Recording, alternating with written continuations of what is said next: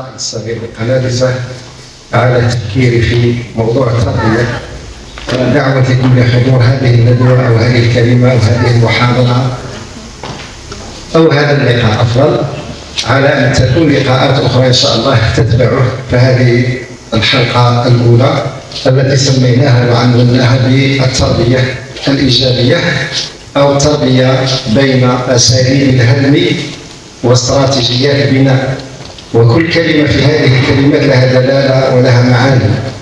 أيها الإخوة الأفاضل، أخص بالذكر المربين، وكلنا مربين، كلنا معلمين، كلنا في هذا المكان من أجل أبنائنا، من أجل أطفالنا.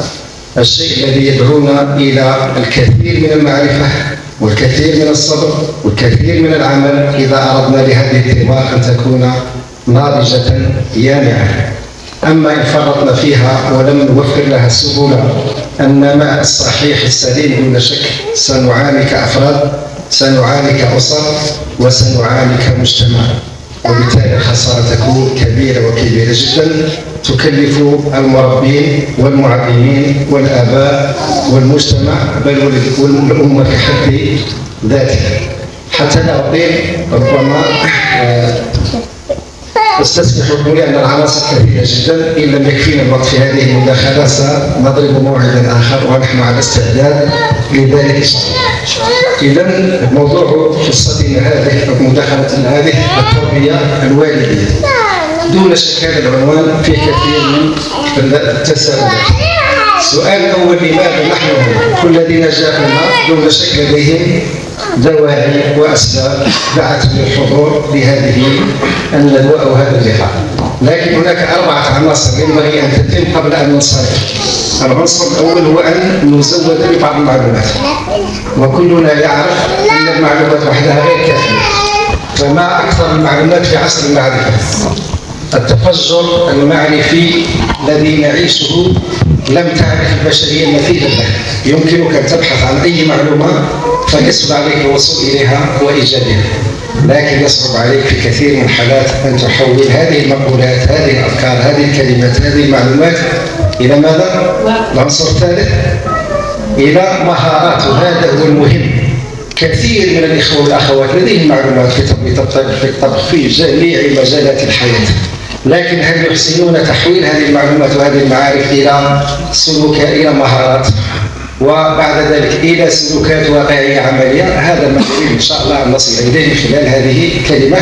فنرجو ونسأل الله سبحانه وتعالى أن يوفقنا لنتعرف على بعض المعلومات، ربما تكون جديدة، ربما تكون معادة. المهم أن نحاول تحويلها إلى بعض المهارات وبعض السلوكات. لماذا؟ لأن عملية التربية كما تعرفون عملية سهلة ولا صعبة؟ جد صعبة. ليس هناك أصعب وأشق من عملية التربية. إذن سنتحدث في هذه المداخلة عن 4 عناصر وهي معروضة أمامكم. استحمل كبير فكرت في التلفزيون هنا برتبط بالطاقة. فكرة هذه أعطيها الخاص فيما بعد التركيب. صاير تعيبوا اش اللي يلقيكم يشوف ما يقعدش يدور في ظهره. إن شاء الله المسؤولين عن هذا نقولوا هذه إن شاء الله. إن شاء الله في هذا الأمر. إذن في كثير من الحالات أيها الأخوات أيها الإخوة نعرف بعض المعلومات لكن في وقت متأخر، فنتأسف ونقول ليتنا كنا نعرف هذه المعلومات قبل اليوم، قبل أن نتزوج، قبل أن ننجب الطفل الأول، قبل أن ننجب الطفل الثاني. البعض منا يصل إلى بعض المعلومات وقد لا يجد نفسه قادرا على أن يطبقها. وما أكثر ما نعيشه نحن الكبار في هذا الوضع. كثيرا ما نتساءل ليتنا عرفنا بعض القضايا في وقت مبكر حتى نطبقها مع أبنائنا. على الرغم من أننا متحسسين في هذه الجوانب إلا أننا نعاني كثيرا لأننا فرطنا في كثير من الأشياء. وبالتالي السؤال الذي نطرحه بعد خروجنا من هذه القاعة بإذن الله تعالى: ماذا لو أنني حاولت تطبيق بعض المعلومات التي سأحصل عليها من خلال هذه المداخلة، وكيف يمكنني أن أبدأ، وخاصة بالنسبة للذين لا زال أبناؤهم صغارا أو الذين يقومون بعملية التربية، وأخص بذلك الأخوات المربيات في هذه الروضة وفي غيرها من رياض الأطفال. إذن دائما نطرح هذه التساؤلات ال3 أو ال4 في كل مجالات الحياة. هنا كاين لماذا نحن هنا كررناها لاكتساب معلومات وتغيير قناعات وإرساء تعلمات ومهارات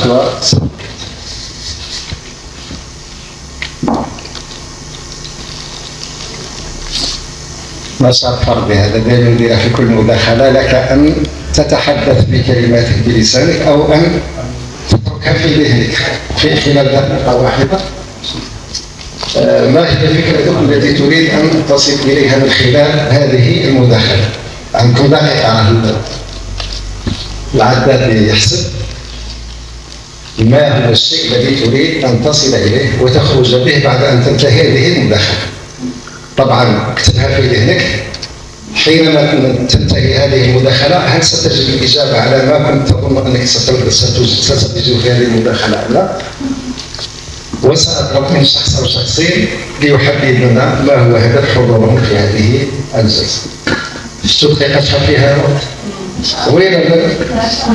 يمكنك أن تصلي في دقيقة واحدة على النبي صلى الله عليه وسلم 5 مرات.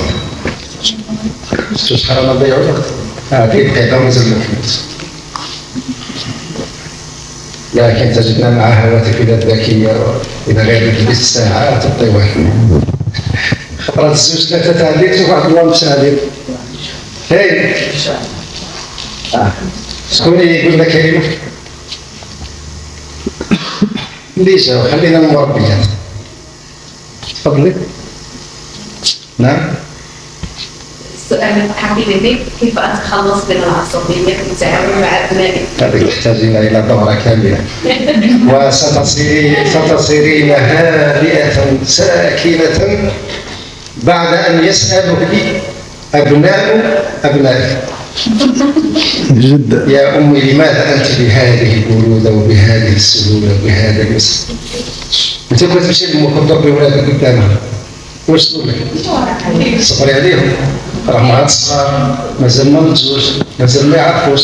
أنت واش تقولي لهم؟ علاش هو تديري لنا كيما راني ندير أنا؟ كاينة ولا ما كاينش؟ وبالتالي تقول لك أنت راني تعلمت أشياء كثيرة جدا ولهذا خليهم يلعبوا وخليهم يجروا وخليهم يتحركوا. لماذا؟ لأنهم في مرحلة نماء ونحن نريد أن نكبح هذا النمو، وبالتالي نريد أن لا نكون عصبيين لأننا نريد لأبنائنا أن يكونوا كالحجارة كالأشجار كالكراسي كالطاولات. وهذا من أكبر الأخطاء، بل هذا من أساليب الهدم التي سنراها. هل من متدخل ثاني؟ مثلا الغنور خليهم يديروا اثنين أخذ معلومات جديدة لتربية. إن شاء الله أنت راك في القالب الأول يعني في مجال اكتساب معلومات إرسال تعليمات. نعم. مداخلة ثالثة حبذا كان يكون أخ رجل. السي أحمد راه ضعف التعليم خلينا الأخ الفاضل. أنا أستفيد من هذه المحاضرة لتطبيقها فعلا إن شاء الله على أولادك على بناتك على الأطفال خاصة لأنها موجهة كيف نتعامل مع الطفل في المقام الأول، ربما في المداخلة الأخرى مع المراهق مع الراشد مع الكبير مع الزوج المجال طويل وطويل جدا.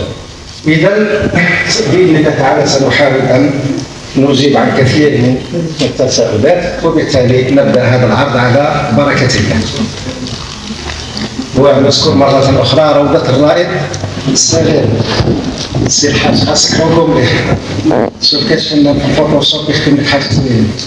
هذه بالسيف هذا برنا هالبال. هذا محفوظ كسمه محفوظ محفوظ الأخر. إن شاء الله نبدأ. بديهية التربية أيها الأخوة الأفاضل. الآن سأسير سريعا قليلا اسمحوا لي. لماذا؟ لأن الموضوع طويل وطويل جدا يتطلب أكثر من 3 ساعات، لكن نحاول أن نختصره في 45 دقيقة تذكرنا في ذلك. والسيد المخرج يطلب 30 دقيقة فقط باش تكون العملية نوعية. إذا ما هي بديهية التربية؟ كل معلم كل مربي كل أب كل أم عليه أن يعرف على الأقل كبديهيات. والبديهية شيء لا يحتاج إلى برهان لا يحتاج إلى دليل، لأنه ينبغي أن يكون واضحا في ذهن الأب وذهن الأم وذهن المعلم، وأكثر من هذا في ذهن كل مربي على الأقل 30 نقطة. ينبغي أن تكون بديهية في سلوكاتنا التربوية مع أبنائنا كمتعلمين أو مع أبنائنا من أصغرهم. ولهذا الذي تفوته هذه البديهيات دون شك سيجد بعض الصعوبات في التعامل مع أبنائه. إذن البديهية الأولى